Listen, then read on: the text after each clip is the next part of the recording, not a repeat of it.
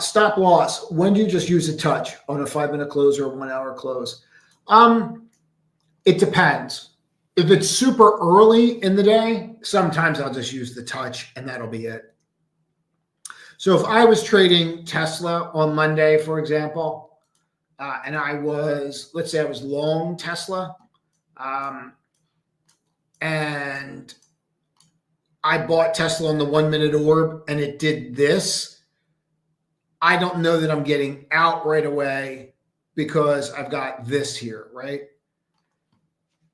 So if I wanted to close below that, so in this case, and this is a different example, I popped back up, I'd sell into that. If it did this and I was long and then it comes back down and pops up like that, I'm selling into that.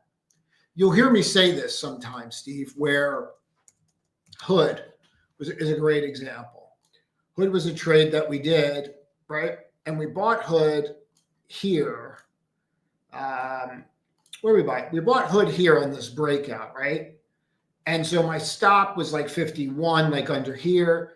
And then as soon as we bought it, boom, we got like the worst bar of the day, right?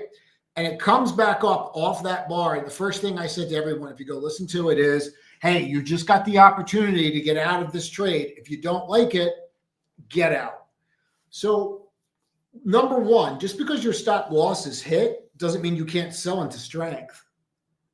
You don't have to sell then. You can sell it into strength. You just wait for the strength and you sell into it, right? Now, the case is if you don't get that strength, okay, then that becomes a problem. But in this case, you got it, so you took it. By the time it undercut that right there, I wouldn't even be waiting for that. I'd be gone. So it really depends on the trade.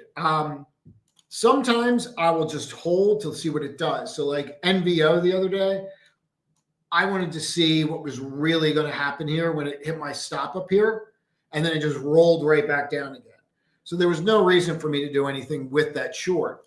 It literally was no reason for me to do anything with it till end of day with the way it acted, because I never went anywhere. Even though it hit my stop, I just stayed with it all day long.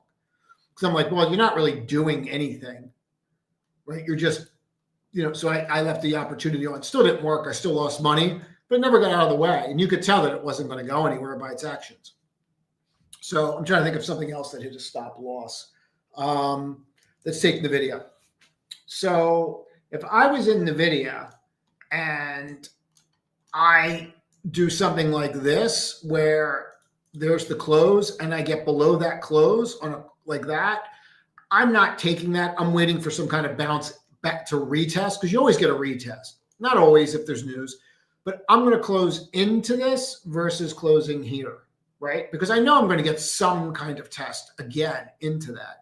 There's actually an entire trading methodology where you just buy the breakdown of this because you know you're going to retest the close. You just know it. It's just a matter of time. So you're buying in the retest the close, and then that drops down. Now you have a bottom, right? And then what I would do there is that bottom would be my new close. You say you broke right there, then that's it. It's over. Because now you've had all that time to consolidate. So it depends on the news. It depends on where it is. It's a lot. It's not just cut and dry for me. It just isn't. I wish it was. It's just not. It depends on the placing. It depends on the time of day. There's a lot of figures out there on where it is. So like for NVIDIA, remember I had puts on NVIDIA, right? And what I did with NVIDIA was when those puts kicked in and I was at 145, I'm like, I'm going to buy stock against it because it's going to cost me 50 cents. And all I can do is lose 50 cents on the day, right? And if it goes back to here, I'm going to kill it because I had all these puts I paid pennies for. Instead, the puts went up 900%. But by the end of the day, all I was doing was this. I think I did it in here when I did it, or I did it here. I did it, I think. I closed the puts because I know I didn't want to hold them.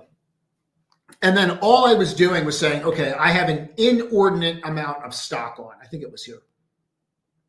And I'm looking for a reason to close my long. Like, I don't want to be long, but it could go, right? I don't think it was here. I think it might have been back here. All I'm doing is waiting.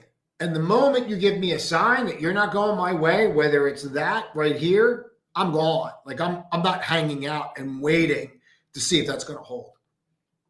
Right. So in that kind of case, I'm not waiting for anything. So I think it's specific to what it is. I don't think it's as simplistic as, oh, it's X, so I'm going to do Y.